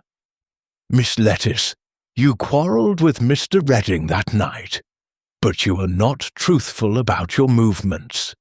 Your scarf caught in the hedge. Your footprint was in the frost. You went to the study, didn't you? You argued with your stepfather, perhaps about your future, or Mr. Redding. In a moment of desperation, you took the revolver and shot him." Lettice's face crumpled, her voice a sob. "No, I didn't. I hated him. Yes, but I didn't kill him. I went to the study to confront him, but he was already dead. I saw him, slumped over the desk, and I panicked. I ran out through the window. That's how my scarf caught." Miss Marple's expression remained calm. "Then who, Miss Lettice, was in the study before you?" who stopped the clock, left the note, and staged the scene. The room fell silent, every eye on Miss Marple. She turned to Dr. Haydock, her voice gentle but piercing. "Doctor, you saw a light and a shadow. You were the last to leave the vicarage, save for the Colonel and Mr. Clement. You knew the revolver was in the drawer, and you knew the Colonel's temper. You also knew of Anne's note, perhaps overheard at the meeting. You had a motive, perhaps a secret from your past, a grudge against the Colonel for his domineering ways." Haydock's face hardened. "That's absurd, Miss Marple. I was home by 10:15. "Yet the light was seen after 10:30, Miss Marple said, "and the shadow by the hedge matches your build. You slipped back, used the note to lure the Colonel, and shot him, staging a suicide. You stopped the clock, left the pen cap to implicate Anne, and ensured the window was latched to confuse the police." Haydock rose, his voice cold. "You have no proof." Miss Marple's eyes gleamed. "The proof is in your coat, Doctor. A thorn from the hedge, caught in the sleeve, and a trace of gunpowder, perhaps, on your cuff. The police will find it, I'm sure." Haydock's composure cracked, his hands trembling. "He was a tyrant," he burst out. "He ruined lives, mine included, years ago. I couldn't let him destroy Anne's too." The room erupted, Slack seizing Haydock as Anne sobbed and Lettice clung to Lawrence. Miss Marple sat back, her work done, the truth laid bare by a single piercing thread. Chapter 11. The Reflection. The vicarage drawing-room, so recently charged with tension, now lay quiet, the echoes of Dr. Haydock's confession lingering like the last notes of a sombre melody. Miss Jane Marple sat by the window, her hands folded in her lap, her eyes gazing out at the frost-tipped garden of St. Mary Mead. The suspects had dispersed, Anne Protheroe to her grief, Lettice and Lawrence to their tangled emotions, Leonard and Griselda to their relief. Inspector Slack had taken Dr. Haydock into custody, his earlier scepticism replaced by a grudging admiration for the old woman who had seen what he had not. Miss Marple's mind, however, was still at work, turning over the events of the past days as one might turn the pages of a well-loved book. The murder of Colonel Protheroe had been a puzzle of rare complexity, its solution woven from the smallest threads: a stopped clock, a smudged note, a pen cap, a scrap of fabric, a footprint, a scratch, and the fleeting glimpses of human frailty. She had unravelled it not with force, but with patience, letting the guilty betray themselves through their own contradictions. Griselda appeared at her side, her face soft with gratitude. "Miss Marple, I don't know how you did it," she said, her voice trembling. "You saved Leonard from a terrible fate. How did you know it was Dr. Haydock?" Miss Marple smiled, her eyes twinkling with quiet wisdom. "My dear, it is not so much knowing as observing. People are the same everywhere, whether in a village or a grand city. They hide their secrets, but they cannot hide their natures. Dr. Haydock's bluntness, his reserve, his quick departure from the vicarage that night, all suggested a man with something to conceal. And when I learned of his past with the Colonel, a grudge from years ago, the pieces fell into place." Griselda frowned. "But the locked room, the clock, how did you see through it all?" Miss Marple's needles, resumed at last, clicked rhythmically. "The locked room was no mystery, my dear. The window latch was loose, easily lifted with a thin tool. The clock was stopped deliberately to fix the time of death at 10, but the thud you heard at 10:30, and Dr. Haydock's own sighting of a light, told a different story. He used Anne's note to lure the colonel, shot him with the revolver known to all, and staged a suicide. But he could not erase the traces, the footprint, the fabric, the thorn in his coat. Griselda shivered. And the note about the accounts? It pointed to Leonard. A clever misdirection, Miss Marple said. Dr. Haydock knew the colonel's obsession with the accounts would cast suspicion on Leonard. But the hidden note, "Meet me at 10:30. Urgent was the key. Anne admitted writing it, but Haydock used it, knowing it would implicate her if discovered. He was a man driven by a deep wound, perhaps a wrong from years past, and he saw the colonel's tyranny over Anne as a chance to settle an old score. Griselda sank into a chair, her eyes wide. But Lettice and Lawrence, they were so suspicious, with their quarrel and that scratch on his hand. Miss Marple nodded. They were young and foolish, caught in their own drama. Lettice's scarf and Lawrence's scratch placed them near the hedge, but their quarrel was just that, a lover's spat, not a murder. Their secrecy made them seem guilty, but it was Haydock who moved in the shadows, his motive hidden beneath his professional calm. Inspector Slack entered, his notebook tucked away. "Miss Marple," he said, his tone almost respectful. "We found the thorn in Haydock's coat, just as you said, and a trace of gunpowder on his sleeve. He's confessed to everything. A feud with Prothero from years ago. Something about a patient who died under suspicious circumstances. He blamed the colonel and saw his chance when Anne wrote that note." Miss Marple's expression remained serene. "People carry their grudges like burdens, Inspector. Sometimes they grow too heavy to bear." Slack hesitated, then added, "You've got a sharp mind. I'll give you that. If you ever fancy joining the force, we could use you." Miss Marple chuckled softly. "Oh, Inspector, I am far too old for such things. I prefer my knitting and my garden, where I can watch the world go by. But I am glad to have been of service." As Slack departed, Miss Marple rose, her shawl draped neatly over her shoulders. She stepped into the garden, where the last roses clung to their stems, defiant against the autumn chill. She thought of Anne, freed from her husband's control, but burdened by grief. Of Lettice, whose youthful rebellion would now find a gentler path. Of Lawrence, whose passion would need tempering, and of Leonard and Griselda, whose faith in each other had been restored.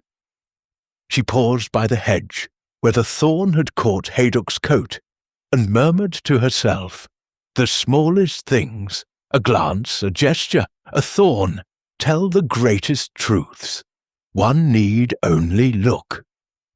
Back at her cottage, Miss Marple settled by the fire, her notebook closed, her tea steaming gently. The village would talk of this for years, she knew, but for her it was merely another chapter in the endless book of human nature. She picked up her knitting, her needles resuming their rhythm, and as the clock ticked softly, she felt a quiet satisfaction. The truth had been found, the guilty exposed, and St. Mary Mead could return to its gentle routine until the next secret stirred beneath its surface. Chapter 12. The Echoes of Truth. The sun hung low over St. Mary Mead, casting long shadows across the village green as the day waned. Miss Jane Marple sat in her cottage, her knitting needles moving with their familiar rhythm, though her thoughts were far from the scarf in her hands. The resolution of Colonel Prothero's murder had restored a semblance of peace to the village, but Miss Marple knew that truth once uncovered left ripples that lingered long after the crime was solved. Her notebook, now closed, held the record of her observations, the stopped clock, the smudged note, the hidden message, the pen cap, the scrap of fabric, the footprint, the scratch, and the voices by the hedge, all woven into the revelation of Dr. Haydock's guilt. The village was abuzz with the news of the doctor's arrest. Mrs. Price Ridley, ever the purveyor of gossip, had already spread the tale, embellished with her own flourishes, and the villagers gathered in hushed groups, marvelling at the quiet spinster who had outwitted a murderer. Miss Marple, however, sought no acclaim. Her satisfaction lay in the clarity of the truth, not in the praise it brought. That afternoon, Griselda Clement arrived at the cottage, her face brighter than it had been in days. "Miss Marple," she said, settling into a chair with a cup of tea, "the village is calling you a hero. Leonard's been cleared, and the police have found more evidence. Haydock's coat had not just a thorn, but a trace of the Colonel's blood on the cuff. It's all so extraordinary." Miss Marple smiled gently, her eyes twinkling. "Not so extraordinary, my dear. People are predictable, even in their wickedness. Dr. Haydock carried a grudge, and when opportunity presented itself, he acted. But he could not hide the small things, the thorn, the gunpowder, the shadow by the hedge." Griselda leaned forward, her curiosity piqued. "But how did you know to look at him? Everyone thought it was Leonard, or even Anne or Lettice." Miss Marple's needles paused, her gaze distant. "It is a matter of watching, Griselda. The Colonel's note about the accounts was a distraction, meant to point to Leonard. But the hidden note, 'Meet me at 10:30, urgent,' was the key. Anne wrote it, but Haydock used it, knowing it would cast suspicion on her. His departure from the vicarage was too quick, his manner too guarded. And the light he saw, the shadow he mentioned, those were not mere observations, but attempts to deflect attention." Griselda shook her head in wonder. "And the locked room? How did he manage it?" "The window latch," Miss Marple said simply. "It was old, easily lifted with a thin tool. Haydock entered through the window, shot the Colonel, stopped the clock to fix the time at 10, and slipped out, latching it behind him. But he left traces, the footprint, the fabric, the thorn.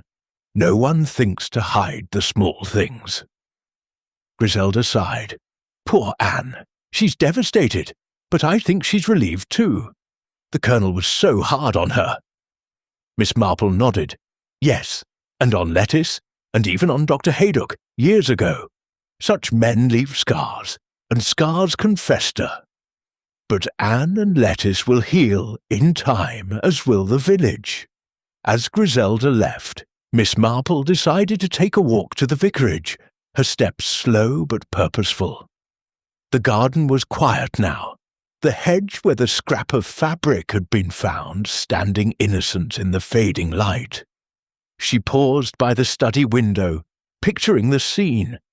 Haydock, driven by a long-buried grudge, slipping through the hedge, lifting the latch, and confronting the Colonel. The note, Anne's desperate plea for a meeting, had been his perfect tool, and the revolver, known to all, his weapon. Inside, she found Leonard Clement in the drawing-room, his face weary but peaceful. "Miss Marple," he said, rising, "I owe you more than I can say. The inspector told me everything. How you saw through the clues, how you trapped Haydock. I was so afraid." Miss Marple patted his arm. "Fear clouds the mind, Mr. Clement, but truth clears it. You are a good man, and goodness is its own defense." Leonard smiled faintly. "But why did Haydock do it? What drove him to such a thing?" "A grudge from years past," Miss Marple said. "The Colonel, I learned from discreet inquiries, once accused Haydock of negligence in a patient's death, a patient dear to him. The accusation was false, but it ruined Haydock's reputation in another town. When he came to St. Mary Mead, he saw the Colonel's tyranny over Anne and Lettice, and his old wound reopened. Anne's note gave him the chance to act, to end the Colonel's reign and frame another." Leonard shook his head. "And to think we trusted him." "Trust is a fragile thing," Miss Marple said softly, "but so is deception.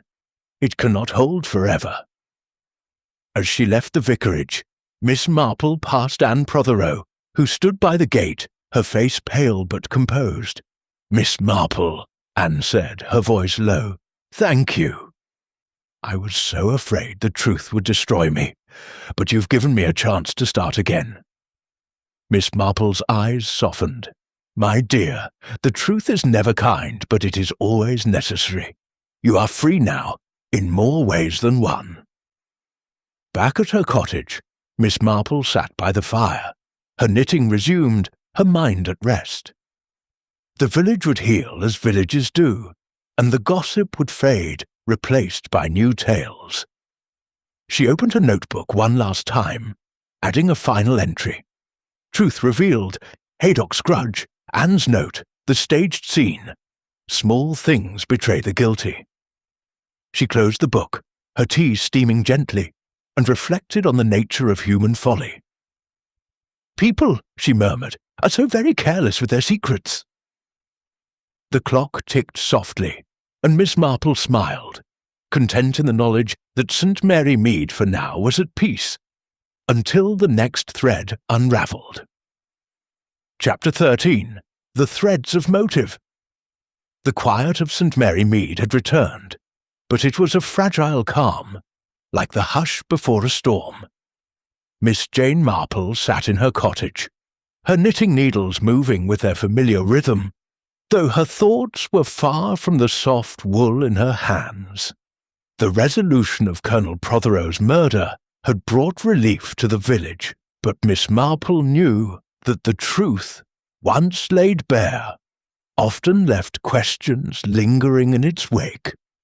Why had Dr. Haydock, a man of medicine and reason, succumbed to such a desperate act?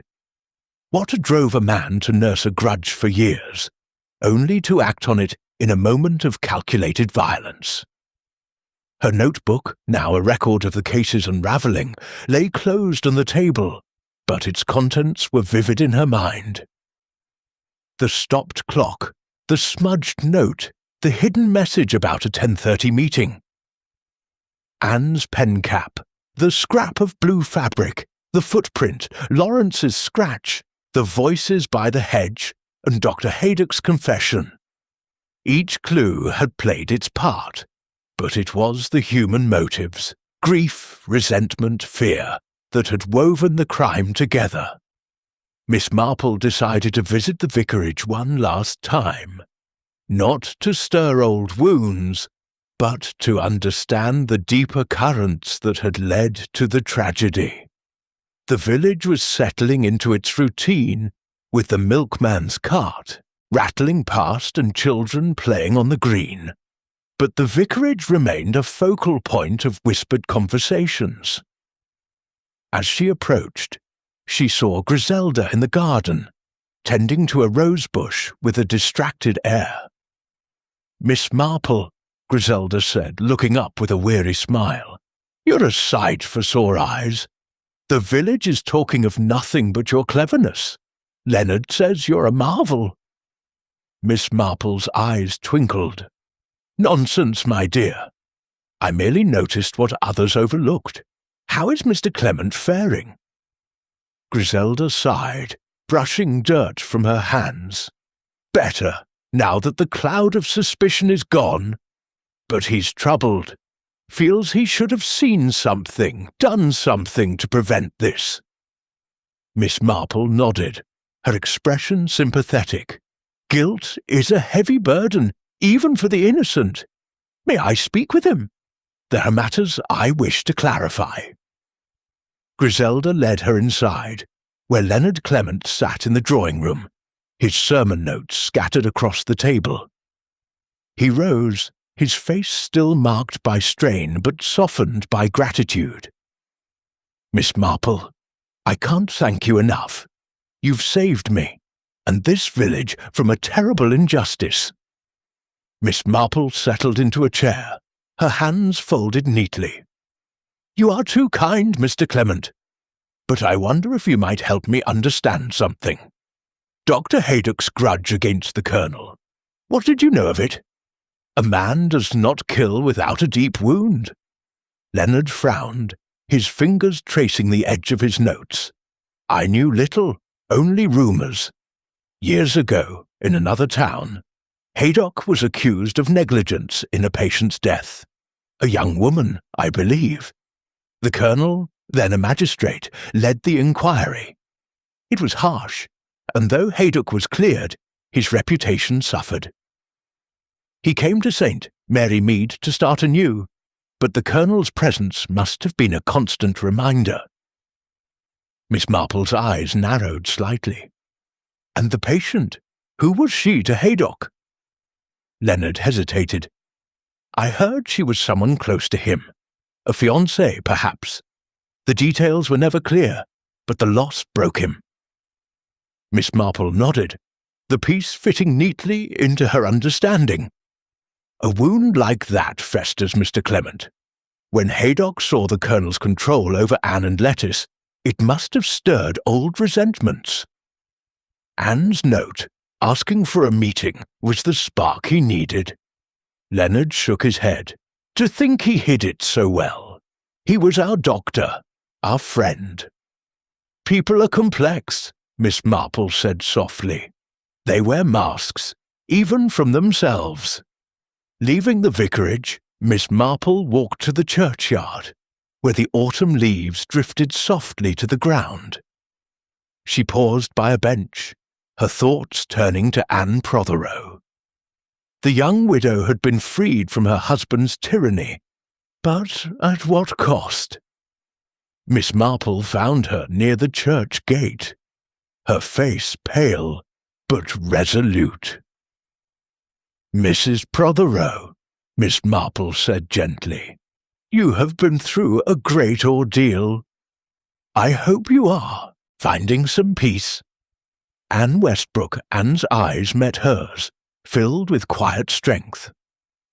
"Peace is a distant thing, Miss Marple, but I am trying.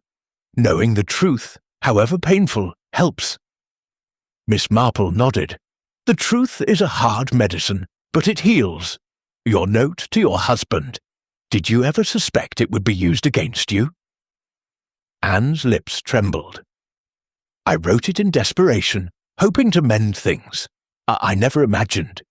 Haydock must have seen it, used it to lure him." Miss Marple's gaze softened. "You could not have known, my dear, but you are free now to choose your own path." Anne's eyes glistened with tears. "Thank you, Miss Marple, for everything." As Miss Marple returned to her cottage, she reflected on the motives that had driven the crime. Haydock's long-buried grief, the colonel's tyranny, Anne's quiet despair, Lettice's rebellion, Lawrence's passion. Each had played a part, but it was Haydock's hidden wound that had tipped the balance. Sitting by her fire, she opened her notebook and added a final note. Motive: grief turned to vengeance. Truth lies in the heart. She closed the book, her tea steaming gently, and murmured, "The heart is the hardest puzzle of all." Chapter 14. The Ties That Bind. The late afternoon light draped St. Mary Mead in a soft golden veil, as if the village sought to cloak its recent wounds in warmth. Miss Jane Marple sat in her cottage, her knitting needles moving with their steady rhythm, though her thoughts were on the delicate threads of human connection that had both caused and resolved the tragedy of Colonel Prothero's murder. Her notebook, now a completed chronicle of the case, rested on the table, its pages filled with the clues that had led to Dr. Haydock's confession. The stopped clock, the smudged note, the hidden message, the pen cap, the scrap of fabric, the footprint, the scratch, and the voices by the hedge. Yet it was the motives, grief, resentment, love, and fear that had woven the crime's true pattern. Miss Marple knew that while the murderer was in custody, the village's healing was just beginning. The ties that bound its people, friendships, loyalties, and unspoken rivalries, had been strained, and she felt a quiet duty to ensure they were mended. With this in mind, she decided to visit the Prothero household, where Anne and Lettice were navigating the aftermath of their loss and liberation. As she walked along the village lane, Miss Marple noted the small signs of life returning. The butcher's boy whistling as he cycled past, Mrs. Price Ridley's curtains twitching with less urgency, the children's laughter echoing from the green. At the Prothero house, a modest manor set back from the road, she was greeted by Anne, whose pale face bore a new resolve, though her eyes still held the weight of grief. "Miss Marple," Anne said, ushering her into the drawing-room, "you've done so much for us. I don't know how we'll ever repay you." Miss Marple smiled, settling into a chair. "My dear, there is no debt. I only wish to see Saint Mary Mead at peace again. How are you and Lettice faring?" Anne's hands, no longer trembling, clasped a handkerchief. "It's strange," she said softly. "I feel both free and lost. The Colonel was difficult, but he was my husband. Lettice is struggling too. She blames herself for not seeing what Haydock was capable of." Miss Marple nodded, her eyes gentle but perceptive. "Lettice is young, and youth feels guilt keenly. But she must understand that, Doctor. Haydock's actions were his own, born of a wound far older than her quarrels with her stepfather." Anne's lips quivered. "You knew about his past, didn't you? The patient he lost? The accusation?" "Only in part," Miss Marple admitted. "Village gossip, like a breeze, carries fragments of truth. I learned enough to see that Haydock's grudge was deep, rooted in a loss he blamed on the Colonel. Your note, asking for a meeting, gave him the chance to act, to stage a murder that would look like suicide or cast suspicion on others." Anne shook her head. "I wrote it in a moment of desperation, hoping to talk sense into him. I never imagined. No one could have," Miss Marple said kindly. "But you are free now, and Lettice too. You must help each other mend." Lettice entered then, her blue scarf loosely knotted, her eyes red but defiant. "Miss Marple," she said, her voice wavering, "I keep thinking, if I hadn't quarrelled with Lawrence that night, if I hadn't gone near the vicarage, maybe none of this would have happened." Miss Marple's gaze softened. "My dear, your quarrel was a thread in the tapestry, but not the one that unravelled it.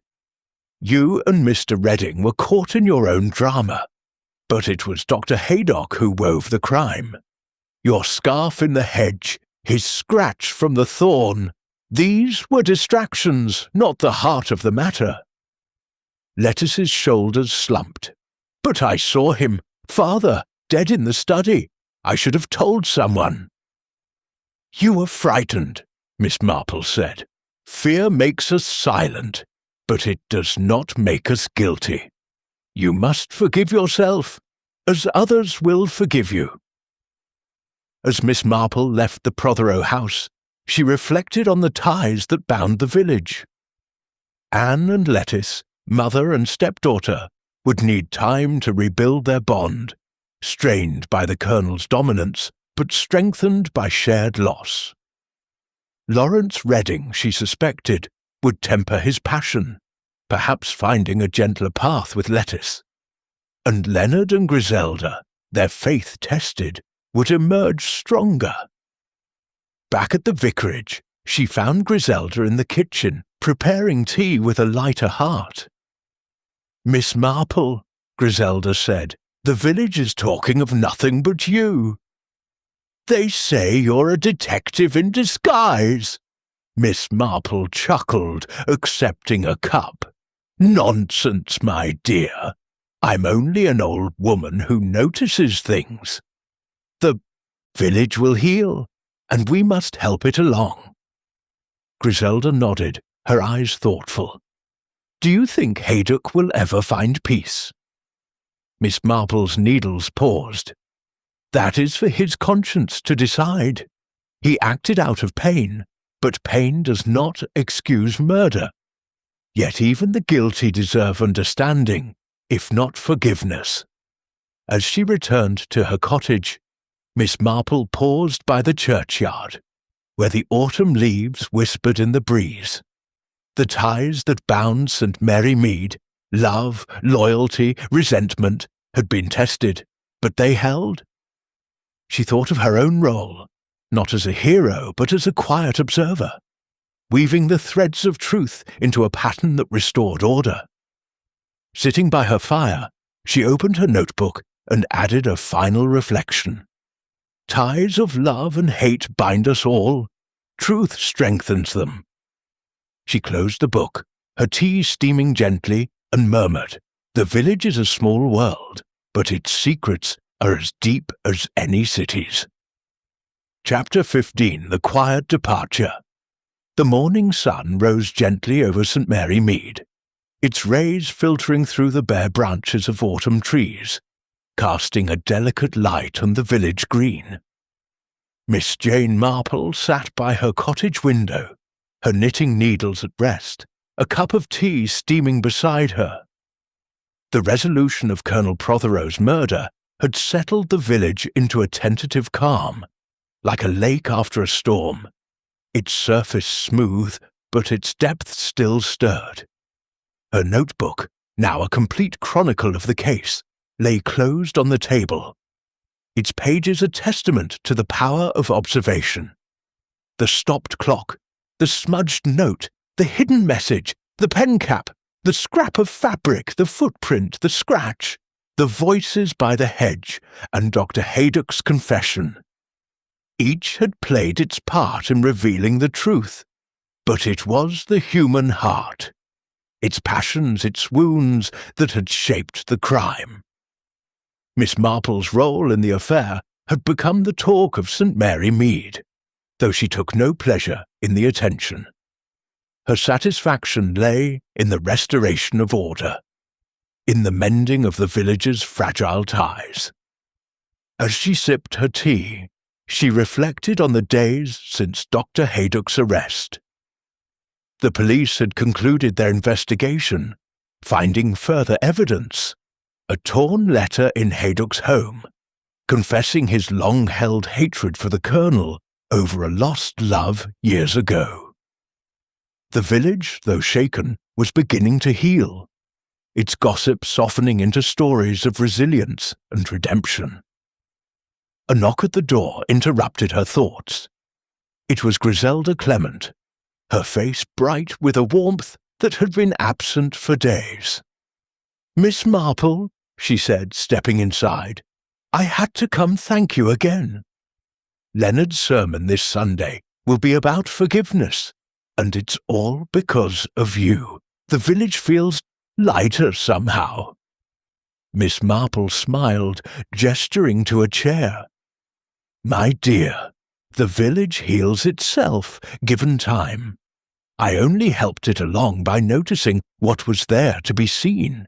How are Anne and Lettuce?" Griselda's eyes softened. "Anne's stronger every day. She's planning to sell the manor and start fresh, perhaps in London. Lettuce is spending time with Lawrence, but they're being sensible. Talking, not running off. Your words to them made a difference." Miss Marple nodded, her expression serene. Youth needs guidance, not judgment. And Mr. Redding? Has he resumed his sketching? Griselda laughed. Oh, yes. He's painting a portrait of the church now. Says it's to capture the village's spirit. I think he's trying to make amends for all the suspicion. Miss Marple's needles resumed their rhythm. People often seek redemption in small ways. It is enough. As Griselda chatted about village matters, Miss Marple's thoughts drifted to Dr. Haydock. His confession had revealed a man broken by loss, his love for a woman destroyed by the Colonel's accusations years ago. That pain, buried but never healed, had driven him to murder, using Anne's note and the Colonel's own revolver to craft a perfect crime. Yet perfection, Miss Marple knew, was impossible when human nature was involved. The thorn in his coat, the gunpowder on his sleeve, the shadow by the hedge, these had betrayed him, as small things always did. After Griselda left, Miss Marple decided to take a final walk to the vicarage, her steps slow but steady. The garden was quiet, the hedge where the scrap of fabric had caught now bare, its thorns innocent in the morning light. She paused by the study window, picturing the scene one last time. Haydock slipping through the hedge, lifting the latch, confronting the Colonel with a rage long suppressed. The stopped clock, the staged suicide, the misdirection of the accounts, all had been clever, but not clever enough. Inside, she found Leonard Clement in the drawing-room, his sermon notes neatly stacked. "Miss Marple," he said, rising with a smile, "you've become our guardian angel. The village owes you a great debt." Miss Marple waved a hand dismissively. "Nonsense, Mr. Clement. I am only an old woman with a habit of watching. The truth was there, waiting to be seen. You and Griselda will carry the village forward now." Leonard nodded, his eyes thoughtful. "I've been thinking about Haydock. He was a good man once. What makes someone turn to such darkness?" Miss Marple's gaze softened. The heart, Mr. Clement, is a fragile thing. A wound left untended can fester into something terrible. Dr. Haydock loved deeply and lost deeply. The Colonel's cruelty, years ago, planted a seed that grew into vengeance. We must pity him, even as we condemn his act. As she left the vicarage, Miss Marple passed the churchyard, where the autumn leaves lay scattered like memories. She thought of the village's ties, Anne's newfound strength, Lettice's cautious hope, Lawrence's redemption, Leonard and Griselda's resilience. St. Mary Mead would endure, its secrets buried once more beneath its gentle surface. Back at her cottage, Miss Marple sat by the fire, her knitting complete, the scarf a soft heap in her basket. She opened her notebook one last time, adding a final entry. Truth restores, but the heart endures. Small things reveal all. She closed the book, her tea cooling, and murmured, "Life is a pattern, and we are all its threads." With a quiet sigh, she rose, her work done, and stepped into her garden, where the roses still bloomed, defiant against the coming winter. St. Mary Mead was at peace, and Miss Marple, its quiet observer, was content to fade back into its rhythm, ready for the next secret to unravel.